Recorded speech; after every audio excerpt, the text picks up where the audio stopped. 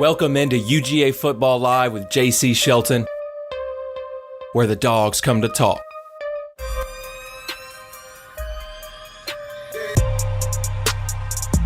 Hey, welcome in, guys. UGA Football Live with JC Shelton. Back for another week. It is none other than Georgia, Florida week as well. World's largest outdoor cocktail party in Jacksonville. One of my favorite weeks of the year, and I know it's one of Artie's favorite weeks.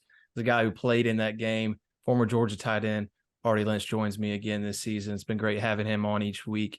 A lot of insight from him, and I think we know exactly what's going on in college football. We are your go-to people. I think we've already established this. Artie, how are you doing, man?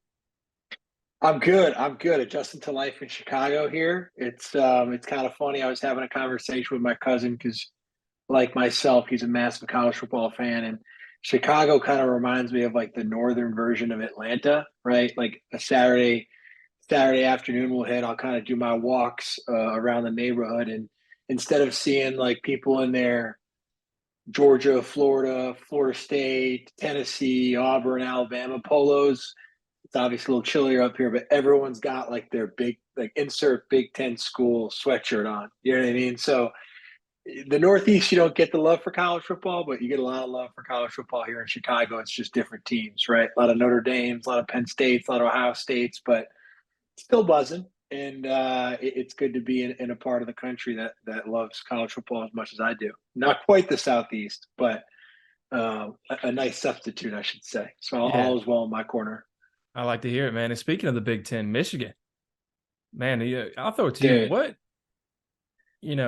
everything, it feels like every day something new comes out, more evidence. And it's really crazy when you think, because usually we're used to these NCAA investigations, especially being really long and drawn out. And if they're during the season, you don't get much of the evidence released until, when they already have things conclusive and they're ready to make a decision. So this is interesting to me from that standpoint.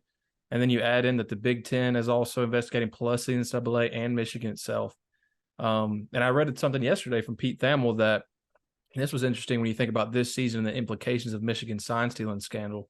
The Big Ten does not have to wait for the NCAA to impose sanctions. So that's very interesting. What's your thoughts on it? Yeah, so my initial, and I tweeted something about this because, like, I'm all about conspiracy theories. You know what I mean? Like, you got to have a little fun in your life, and there's for whatever reason, and I think probably Jim Harbaugh probably has a contentious relationship with most people in his life, whether they be authoritative figures, family members. He just seems like a very, maybe abrasive is the wrong word, but he steps in it, And so they had the investigation in the beginning of the season. He got suspended, and it just seems that he probably doesn't have much respect for the NCAA. So, which, I think one could argue that that's okay, and probably not a lot of people do. But so when the sign stealing thing came about, I thought it was a whole lot of nothing, right? That they probably were stealing signs, but in the way that all teams do, right? Like they have a dedicated GA who's just sitting there on the sideline trying to decipher, the play caller. Because usually there's like three guys with all the hand signals, this and that, and one guy is the designated guy. He might have a different hat on or a different wristband, or they might just switch off like, hey, this is so and so, this is so and so, and I don't want to give anything away from what we did when Bobo was there, just in case he's still got the same SOPs. But I started thinking of it, and then the evidence started coming out, and I'm like, it just seems to me that Harbaugh is like 1 foot out the door at Michigan, right? Like he's got this thing up and running. He's winning a lot. People at Michigan probably don't really care that as long as they're winning, they'll be defend them until the cows come home, so to speak. But my opinion, he probably came into this year like, hey, let's go guns blazing. We got a great team, us against the world mentality, try to win as many games as possible and take the old what would be the Pete Carroll or Urban Meyer route, where it's like win as many games as possible. If we win a national championship, great. I'm going to the NFL, or I'm taking another job, or I'm taking a leave of absence, and then like the sanctions will come on down the pipeline. Does that make sense? Yeah. No, it So does. It's that's every kind of offseason this the NFL talk comes up from him, 100%, whether it be getting interviews or garner. He's always going to get interest from other teams because of what he did in the NFL. Um, 100%. So that's kind of my take. I thought it was a bit of a witch hunt at first, and then I saw. I mean, put it this way: the guy, the person in question that bought the tickets and apparently is like the decoder has a military history, or he's a former Naval Academy grad, Marine officer, military intelligence, MOS. Like the dude is a serious guy and has a skill set that was utilized, you know, my guess is during wartime, because that means he was probably in the military for X amount of years over the past 15 years. So the dude knows what he's doing. It just doesn't sound like a normal GA sitting there just trying to no, decipher signs. So no. um, yeah, I think there's stuff coming down the pipeline, but I don't think Jim Harbaugh is going to be around to deal with it. He might You not know? be. I was thinking about this last night when I was reading through some things because the evidence is there. I don't take the time to go through all of that because there's so much. But when after you look at the one that sticks out, the Venmo history of him paying other people, his girlfriend, his friends to go and sit at these games and record on their phones, and then even the on the field video clip of him with a laminated sheet and other coaches with the same laminated sheet that looked to be hand signals on a laminated sheet. And then they would Yeah. all look over and then try to decipher and then tell their players what to do. So, obviously I don't think Michigan can be in the right either way in this because of the Yeah. evidence. But when the thing to think about is what is the Big Ten going to do or the NCAA if Michigan wins a national championship this year? Because they're going to get in trouble for this. I mean, there's too much evidence. We've seen it. They have to. If they don't, there'll be an uprising. There has to be. What if they win a national championship and then they get sanctioned? They're going to vacate it. Why would you even let them play if there's a chance for them to win and it just be blow up in their face? Because that would be one of the biggest situations that we've seen in this standpoint with sanctions and stuff. If they go on to win and then they have to vacate it or there's an asterisk, like you can imagine Ohio State fans, some of the other big programs, Georgia in contention and stuff, if they happen to lose to them and stuff, what that would be for the NCAA and the Big Ten in Michigan. That's just crazy to me. I was thinking about that last night. Here's what I think will probably happen to that, and I think you're exactly right. Like there could be some sort of a conundrum here in a few weeks, but my guess is the Big Ten will probably let this thing play out, and let's say Michigan slips up to Penn State and they lose, or they end the season 10-2 because they lose to Penn State and Ohio State, or they lose to Ohio State last game of the year and they don't go to the Big Ten championship. What will be interesting is if they, to your point, go undefeated with a national championship, but they'll probably cop out. And if they don't make it to the playoff, right, vacate this season's wins and then like ban them from the bowl game to appease the NCAA, and that'll be that. But I think the main question is, to your point, if they go undefeated, right, and they win a national championship, Big Ten won't do a thing. I'll tell you that right now. They're not going to do a thing. Yeah, they won't do a thing. Yeah. NCAA, probably. I mean, NCAA damn near gave Ohio State the death penalty for a couple free tattoos. You know what I mean? Like, and then we know the Georgia history with guys signing jerseys and getting suspended. So it's just they're not a win situation. It's going to be horrible either way, honestly. Yeah, but the thing I'm totally with you on that for sure. And then Michigan, when you think about it, they're on a bye this week.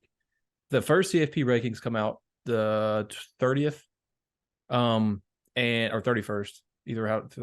Maybe it might be Halloween. I think it's Tuesday. Either way, they're on a bye week this week, so they're either going to be 1 or 2 in the CFP rankings, the first one, and then they have Purdue the next week. So they're not. Nobody's challenged them until the Penn State. But anyway, I digress. Let's move on to the game of interest here. Georgia, Florida. No game to review last week. Georgia's off. Good timing because of the injuries, right? Brock included. We talked about it at length last week about the impacts that's going to have on this team moving forward. I think he'll be back at least for the postseason. But in the meantime, players need to step up. I do want to start with some UGA injury updates. right here. This is from Kirby this week. Kendall Milton, got him as probable. We had the MCL injury that he aggravated against Vanderbilt. He's been practicing. Tate Ratledge had an elbow against Vanderbilt, was messing with him. He's good to go. Roderick Robinson, he's been out since South Carolina with that ankle injury, and he's finally gotten back to practice. So that's good news for the running back room. Xavier Truss is questionable with an ankle, also against Vanderbilt. He's in a limited capacity right now, but he has been able to do some stuff. Same as Amarius Mims, so we've been missing right tackle, of course. Also, South Carolina went through the tightrope surgery, same injury as Brock Bowers, and he is doubtful right now, but he has been participating some, which is a good sign. Nothing new on Bowers. Kirby Smart does not want to hear any questions from the media on him, so nothing new there. Georgia ended this game against Florida, a Florida team who would love to knock Georgia off. It would make their season. They're coming in 5-2, so the season's not a wash anyway, but this would make it for them. Currently really not in contention for the SEC right now with Missouri and Georgia. Missouri has one loss. Georgia, of course, undefeated. Georgia's 14.5-point favorite right now. Moved down. I think it opened at some sports books at like 20, went down to 17 earlier in the week, and now it's sitting at about 14.5, which is pretty consistent with how these lines move, especially with these many points. Artie, I'll throw it to you. Let's talk about Georgia, Florida, and the experiences as a player, and let's maybe differentiate from your regular home or away games if you can. Maybe if there's something during the week, and then, of course, leading up to kickoff. Yeah, I think, I got a great story, and so bear with me. It'll lead up to this, but it's from a Jacksonville native, Georgia Bulldog legend, and I call him a legend. And he actually works for the administration now in the athletic department. Sean Chappis, fullback, for many years, best friends with Matt Stafford, Fred Munson-Meyer, Chris Durham, that kind of crowd from '06 to 10 was, I think, that era for him. So we crossed a little bit. But the first thing that, and I bring him up, is because during that week of practice, or the 2 weeks of practice, he would always say, he was like, hey, young buck, like, this game is different. This game is different. And I was just kind of like, it went over my head. And he was like, everything about this game is different, and you'll see. And like each day of practice, he'd come up, he's like, hey, it's a little different. You notice it's different? And it really started on campus, right? Particularly that week. Because folks who are from, like, the sorority girls and the fraternity guys, that there's always a couple guys in their pledge class that they got a spot in Savannah, or they got a spot in St. Simon, or what's Brunswick. that? Sea Brunswick. Island, right? Brunswick. Like, so all of a sudden you'll be like, well, class doesn't get out until like Wednesday at 3, but campus is starting to like really funnel out on like Tuesday. I mean, Jason, you know this, like, Oh yeah, and frat beach, I'm baby. like, yeah, and I'm sitting there like, what's going on? Like, why is half of my class gone? And Chappis is like, I'm telling you, this is different. This is like it's a great football. It's like Jacksonville is the mecca of college, of mid-season college football in the Southeast and the SEC, and people are migrating down there or to pay homage to the football gods, right? And it's pretty cool because, like, I didn't really understand it, right? And sure enough, by like Thursday, campus is dead, and no class. I think it's like a half day of class on Thursday, no class on Friday. So we leave. I want to say we leave Thursday, or we left at like Thursday afternoon. We'd fly down. So we would do a hotel Thursday night, Friday night. And the hotel was pretty generic, right? We would do like, we'd have extra time there. So we would do a movie or whatever, but we had much more downtime on Friday. In a controlled setting, right? Movies, walkthroughs, like nothing would change in preparation. But Chappis, I'm like, Chaps, like, what are we talking about? Like, what is so special about tomorrow? And he just like laid it out for me. He's like, I grew up around this game, right? He was a bowl school guy. Plenty of Georgia greats came to the bowl school. John Theus being one, his brother Nathan Theus, Greg Pike, who unfortunately had some bad injuries, but tons of guys came out of the bowl school. But that's a Jacksonville school. And Chap was like, man, like, out of Jacksonville Jaguars, there is not a bigger game of the year for the city of Jacksonville in this game right here. And he was like, as a player, he goes, as a kid growing up, it was special to us, even if you were a Georgia fan, Florida fan, or you had no bias, because it was just this like takeover of two universities, two states, two cultures. It's like a culture clash, right?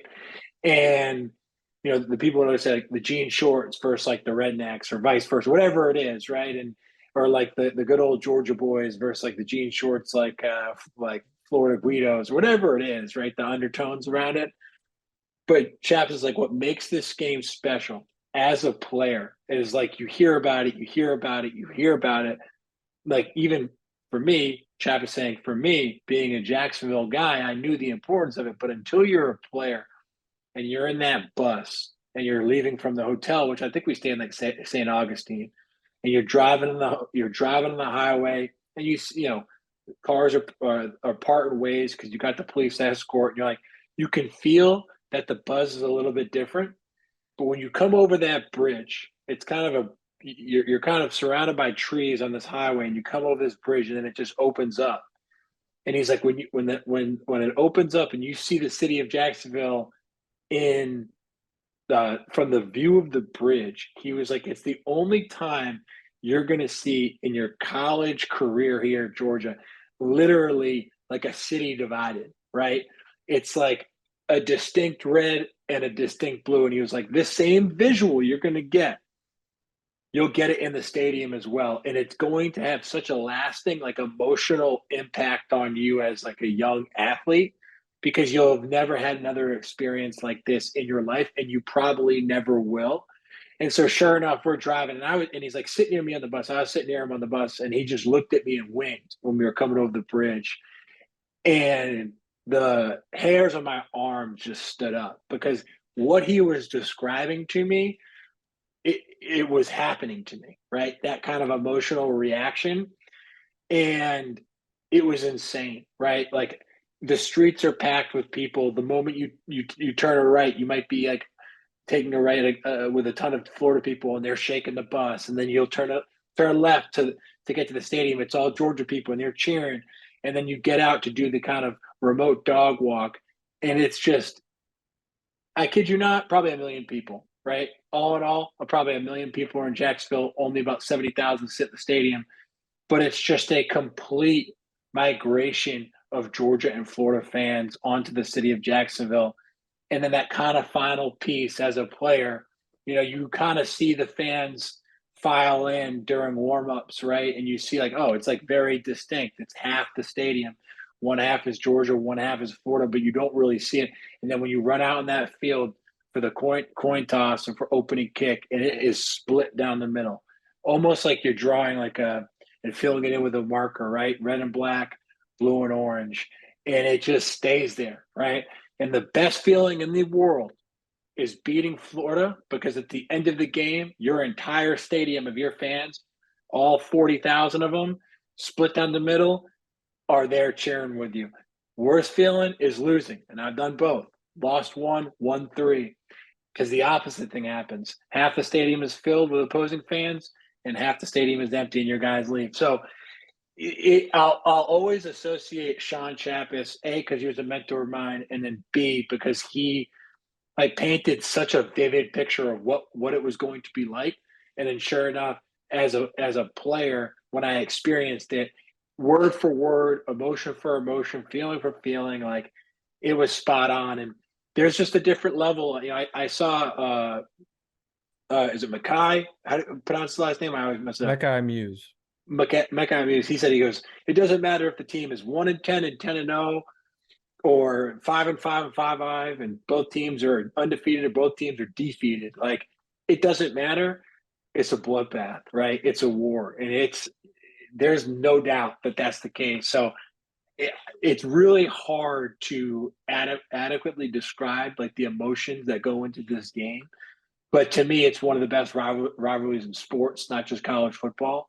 And I love the fact that it's on that neutral site, because it just adds such a different dimension to the game. So that's Yeah. kind of always my way to describe it when people ask me what's it like, and I always bring up Sean Chappis because he did such a good job of explaining what that game is, what it means, and ultimately, how it affects the greater fan bases. Yeah. And in that story you spoke of there with Mekai Muse and Jacob Hardy, it's on the Players Lounge right now. It's a Mm-hmm. good one. They get their take on the game. And they actually, I noticed, Kirby Smart does such a good job of getting these guys to buy in. And I think you hear that when they say things, because they say a lot of the same things that you hear Kirby say during the pressers. And one of the quotes that Mekai said during that call with Jacob Hardy he had was about how the momentum can swing so much. And whoever basically at the time has that momentum, whether it be a big play or a slight lead, what have you, that team feels like the home team in that stadium. The other 100%. crowd's taken out of it. So it's a big dynamic. That's much different than what we're used to, no matter whether it's away or home. So if you haven't made it out to that game, I definitely encourage you to do that. It's one of the most fun you can have as a football fan down there. And even you talked about the split. Yeah, we're splitting the stadium as well, but also you mentioned it there, just the city itself, because I've never seen such large groups of tailgating going on anywhere else I've been, because they're not only like in Athens and other places. You have the Grove, maybe that's one of them, and at Ole Miss where it's just one big spot where everybody's in. But in Athens, they're all spread all around, the campus, big ones here, little ones there. But this one, it's like you got thousands and thousands of Georgia fans all packed in tight, car next after car after car, doing their thing. And then on the other side, you got Florida doing the same thing. And there's a couple of those around, just surrounding the stadium. So definitely a great experience. And it should be a great game. And I think this Florida team, is better than what we saw last year. I know Oh yeah, totally. I know they lost Anthony Richardson, but that defense is playing better this year at times. They are inconsistent. I think that's why they are a 14.5-point underdogs in this game. But offensively, Graham Mertz is doing his thing. He's been one of the best quarterbacks in the month of October, although Mm-hmm. it's important to note that it was against Vanderbilt and Carolina, and those defenses have some holes, we know for sure. Let's get into this real quick. Key numbers to watch here, just some things it really stood out to me. Florida 16th in the nation in rush yards per game, averaging around 213. Dogs ranked fourth in the nation, allowing 83 yards per game on the ground. Florida first in the nation in tackle for loss allowed this season. So they did a good job of that. Florida converting on third down 42.5% of the time. That's 49th in the country. Again, that's out of 133 FBS teams, and Georgia allowing 29% conversion rate, which is one of the top in college football. And the last one here, defense for the Florida Gators, 118th in first downs allowed, 59th in 20-plus yard passing plays allowed, 51st in red zone defense. I think you're going to see a lot of explosive plays in this game. Florida can do it. They have athletes. They have, especially at receiver, and Ricky Purcell is playing really well this year. He's their go-to. 44 catches, 619 yards, 3 touchdowns, 14.1 average. He's going to stretch the field, or at least threaten to, and that Georgia defensive backfield is going to have to be on it. Like I said, Graham Mertz, he's hot. Wisconsin transfer. He's played a lot of football. 60 of 84 passes for 677 yards, 6 touchdowns, no picks this month. And I already noted the defenses he played, though. And Montrell Johnson Jr. is at running back. Quick guy, low center of gravity, 438 yards, 5.2 average, 4 scores. Defensively, though, not many bright spots. Shamar James at linebacker leads them in tackles with 50. He's also got a sack. He's a sophomore. So this is really going to be a game about, I think, Florida really threatening Georgia and to stretch it and get them off balance and creating explosive plays. That's how you beat this Georgia defense. Vanderbilt was able to get some in their game. Mistakes by Georgia allowed some of those as well. What do you think as far as this Georgia-Florida matchup this year, with how these teams are playing, and Florida having such an important matchup this week, especially for their coach as well, to solidify his spot, and then a Georgia team is having to play without Brock Bowers. What do you expect in this game from that standpoint? Yeah, I think it's a great question, right? Because we haven't seen a Bowers-less Georgia football team in what seems like 10 years, right? Because he's been such an impact player since the moment he stepped on campus that we've probably, I know I have, we've probably just taken for granted him, right? Because it's just like, it was almost like when we having Gurley when Gurley went down kind of midseason of 13. It's like you don't realize what you got until it's gone, right? And I'm not saying that he's out for the year, but like you can just he's such a special player that you can rely on him to make a play when you need it the most, particularly in a bind, right? So I think if you're Florida, what you have to do is like, okay, like we know that they don't have Bowers. So what does Georgia like to do outside of Bowers, right? They're going to want to establish the run and they're going to want to get the rest of their playmakers involved early. So my guess is that defensive coordinator is like, okay, let's try to eliminate Delp altogether because Delp is a guy that we know that can make some plays, and he's not Bowers yet, but we don't want to get him confidence because when a young player gets confidence, there's no telling what he's able to do. But I think they're going to they're going to key on the run more so than anything else, right? Because I think Georgia historically, no matter who the head coach was, just is like when they can get the ball going on the ground, they're a tough team to beat, right? Whether that's Isaiah Crowell, or Sean Ely, Herschel Walker, Todd Gurley, Kendon Milton, doesn't matter. So I think they're going to see that Kendon Milton is probable, which means that he's absolutely going to play no matter what. And they're going to want to make sure that, hey, let's not get this guy going. Let's not have this game be his breaking out game of the season.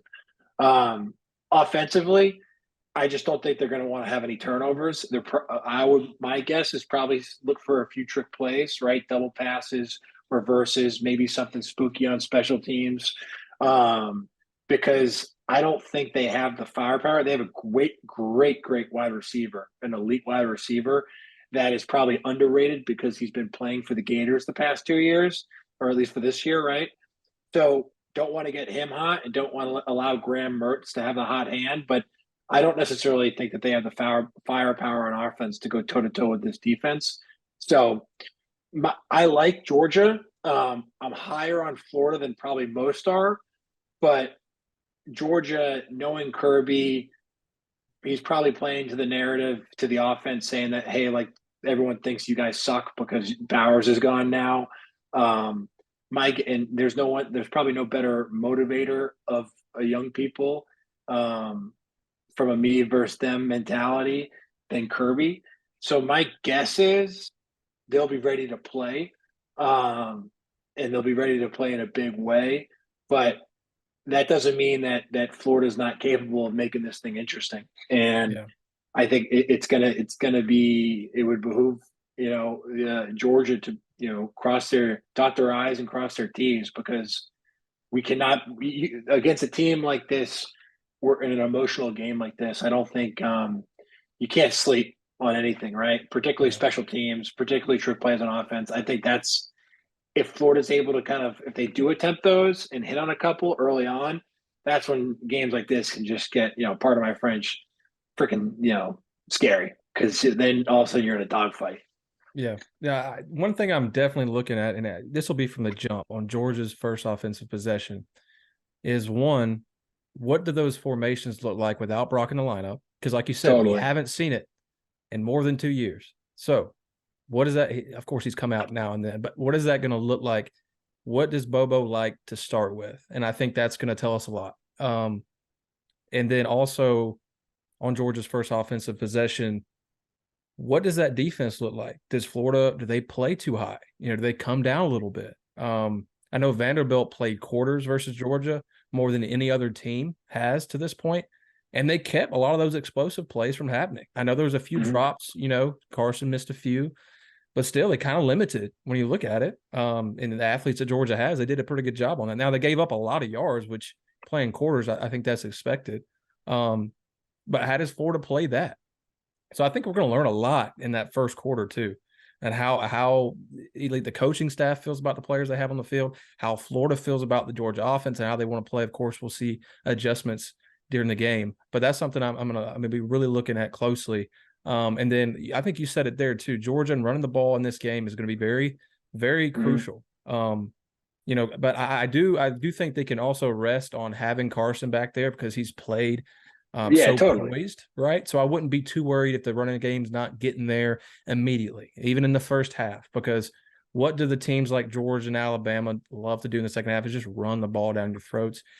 Alabama did that Tennessee last week. The defense came out playing really well. Those teams pull away. So even if something's close, I think that Georgia running game eventually does get started, because we saw Florida and what they allowed to Kentucky on the running side of things. 329, I think it was, 280 to Davis.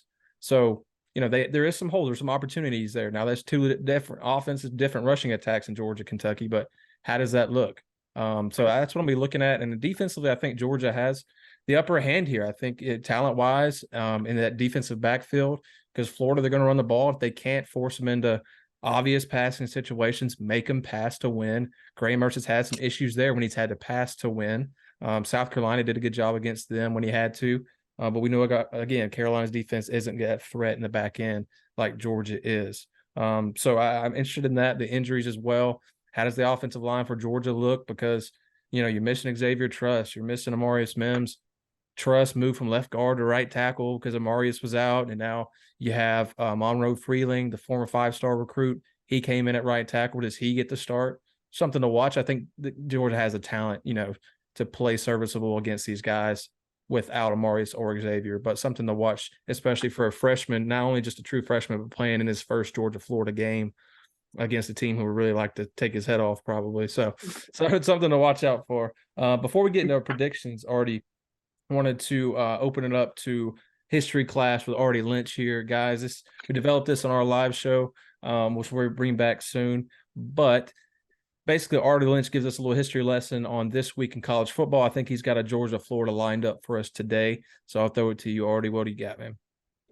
Yeah, past couple of weeks, I've been taking it back to like 1940 Harvard versus UVA games and some USC Alabama history, but wanted to bring it back to a little bit more recent history. A former teammate of mine, a current staffer on the University of Georgia football team, two-time All-American, one of the best dudes you'll meet in person. JC, I'm sure you've met this guy. You probably can attest to his character, but just an awesome guy off the field, as good of a player he was on the field, better human being off. That's Jarvis Jones. Jarvis and I were able to have an interesting relationship and friendship that grew through a redshirt year.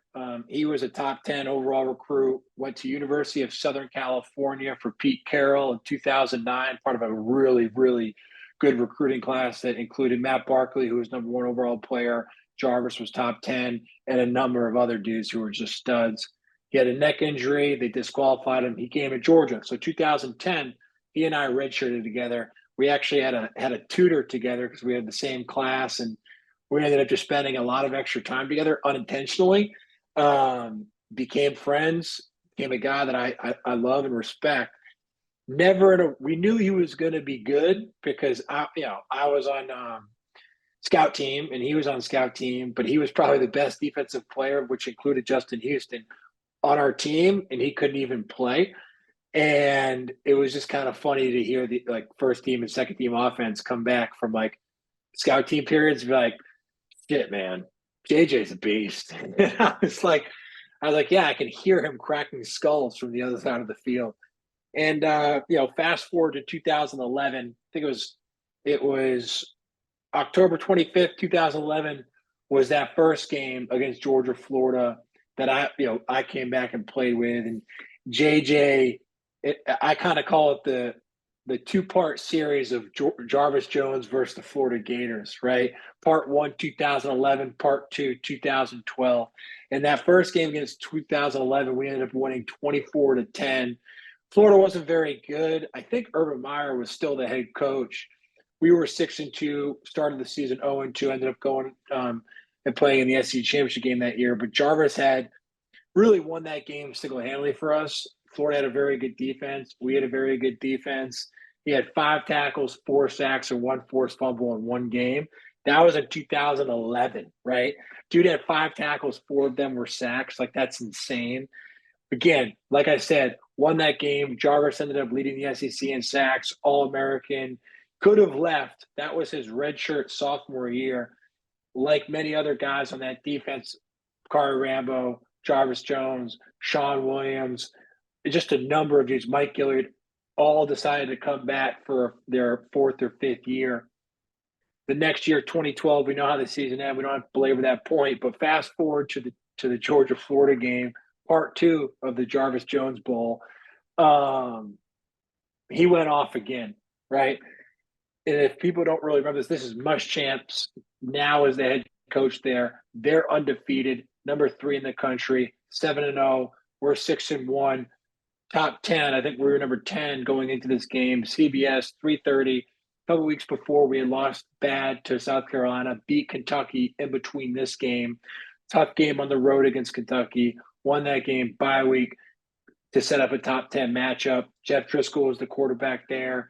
Aaron Murray, obviously, quarterback for us. Malcolm Mitchell had that end up a little run it route, broke a tackle, scored to go up. But really, the story of the game for me was Jarvis Jones again.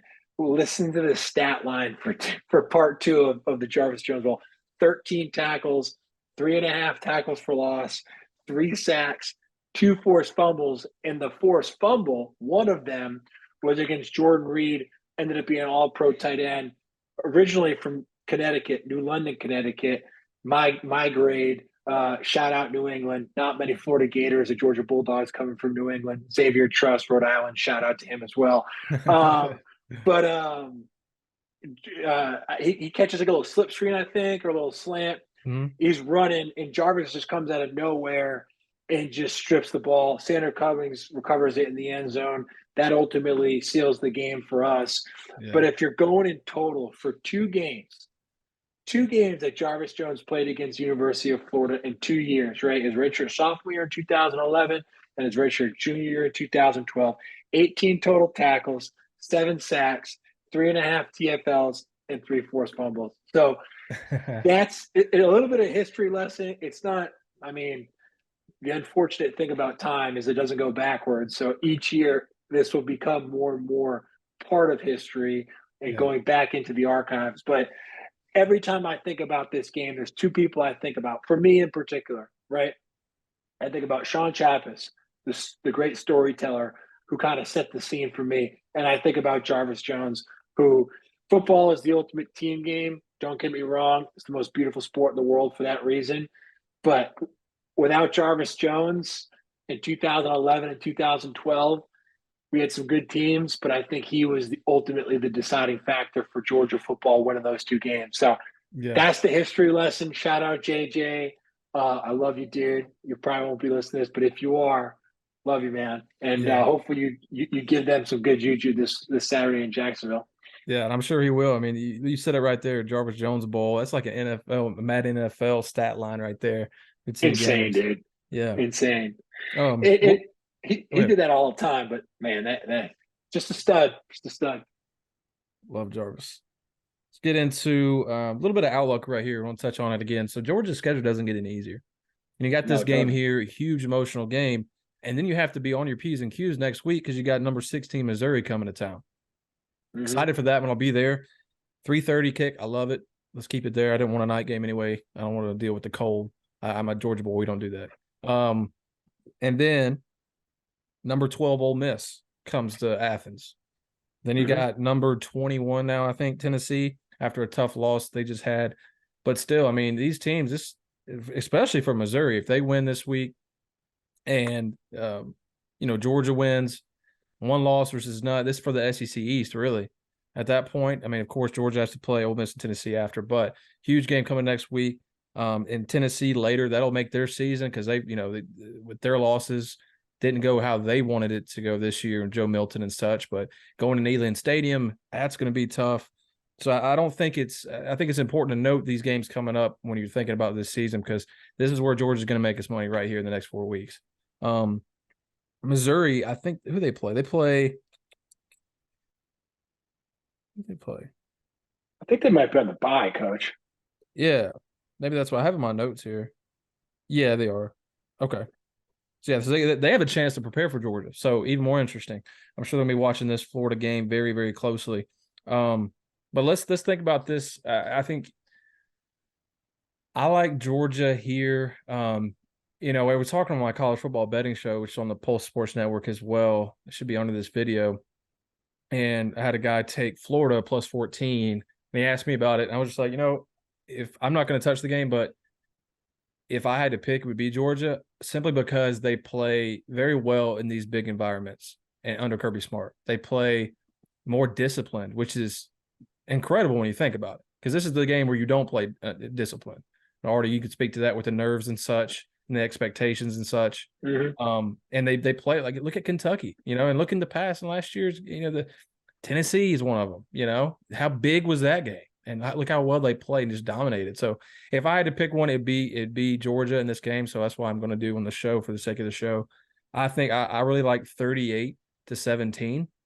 I don't see Florida scoring that much. I know Vandy just scored 20 on us, but big game. They're not going to have any personal juice for this game to get pumped up, the players in that aspect. So I think they take that crowd, play well, get the foot on the throat early, and ride that run game in the second half, and limit turnovers. That's going to be the big tell there, and whether Florida gets on the board more than that. But I like 38-17, the Dogs, and I believe that is the over as well. What about you? Mm-hmm. Yeah, I mean, and you and I had a off-camera conversation once about one of my infamous, or not so infamous, tweets during a Georgia-Florida game, and Kirby Smart years ago, his first year in, and I preface that to say this, right? There might not be a better big game football coach in college football than Kirby. I mean, it's hard to vote against Saban just because of his track record and his success. But I think if you look at the body of work, and comparatively speaking, like Kirby's first X number of games and Saban's, it's like they just seem to be able to motivate their teams for these types of games, and they in a way that's unique, and that is probably why they have multiple national championships. I mean, I would say that probably Dabo is up there too, although this season I think everyone in Clemson is just like drunk or something. It doesn't make any sense. But the topic of the conversation is Kirby, and it's Georgia, Florida. Barring any like kind of crazy plays, right? Reverses, double passes, triple passes, or something. It's like, I think Georgia takes care of business here. I don't necessarily think it's going to be a blowout. I do think it's going to be a very tough, hard-fought game in the first half. I do think there might be an onside kick recovered, right? I do think there might be something that I wonder what that's is at right now on FanDuel. A little plus 300,000. yeah, for like first play of the game, like Yeah. something like that, Yeah. 100%, right? So, but I don't think Georgia's going to beat themselves, right? I don't think they're going to turn the ball over. I don't think they're going to jump off sides. I don't think they're going to be undisciplined. I just think there might be some funky shit that happens, pardon my French, in the first half. And then Georgia will ultimately be too much for Florida to handle at this point in time. But, it's University of Florida, right? We've talked about this, JC, throughout the season. Like, SEC teams just have NFL bodies hanging around, even when they're bad, right? And not the bodies, that is, but like SEC bad teams still got NFL bodies, and wouldn't be surprised if Florida's able to hit a few big plays or make it close. But I think ultimately Georgia comes out. Don't know if they cover 14 and a half, but I could see it being like a 34-21 game, right? To me, that makes a lot of sense. Florida probably covers. Georgia wins pretty handsomely. It's probably like 34-14 going to the fourth, and Florida probably gets a mop-up touchdown at the end, right? That's kind of how I see it going. But ultimately, I think Georgia's too much to handle for this Florida team at this stage of where they are from like program development for Billy Napier. But I do think he's kind of going in the right direction, which I did not think was the case 5 weeks ago. Got you. I like it. So Artie has 34-21 Georgia. Gators get the cover, and I have 38-17 Georgia covers. We'll see what happens. It's going to be a really fun game. I'm sure you guys will tune in. Some other games to watch before we get out of here that just highlighted to me. Oregon getting -7 here at Utah. Big game when you're thinking about CFP implications here. That's why it's highlighted to me. Pac-12 both have one loss in the pack. Utah has had the upper hand recently. They feel like they always do that, but Cam Rising is not going to play this year. They're redshirting him. I think that quarterback issue and them having to find their voice there in that room is going to bite them sooner rather than later. So I like Oregon. Duke at Louisville. Both have one loss in the ACC. So that's something as well. I mean, one of those teams wins out. What happens with the playoff? And then Tennessee at Kentucky, be it that one. Tennessee -4. Both have 2 losses in the SEC, fighting for their seasons, right? So really good games to watch this weekend, and we'll be back next week to just talk about what happens in Jacksonville. Coach, I got a shout out real quick. Yeah. So we got another game to watch, and this is for like college football junkies. So JC and I, we've been to rehab for college football junkies, but we'll never get over it, right? And this is a former Georgia Bulldog who I always have respect for because of how he handled himself. Won a national championship, albeit a backup quarterback. JT Daniels.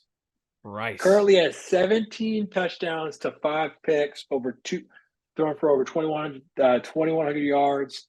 Rice has won 4 games. Their head coach is a former Harbaugh and Shaw guy, associate head coach, offensive line coach for years at Stanford. They've got 4 wins. They're playing Tulane. Tulane 6-1, number 22 in the country. Yeah. Played Ole Miss really tough. I always love those mid-majors that kind of come out of nowhere. And my other shout-out was going to be James Madison, who I think has lost like 1 game in 2 years.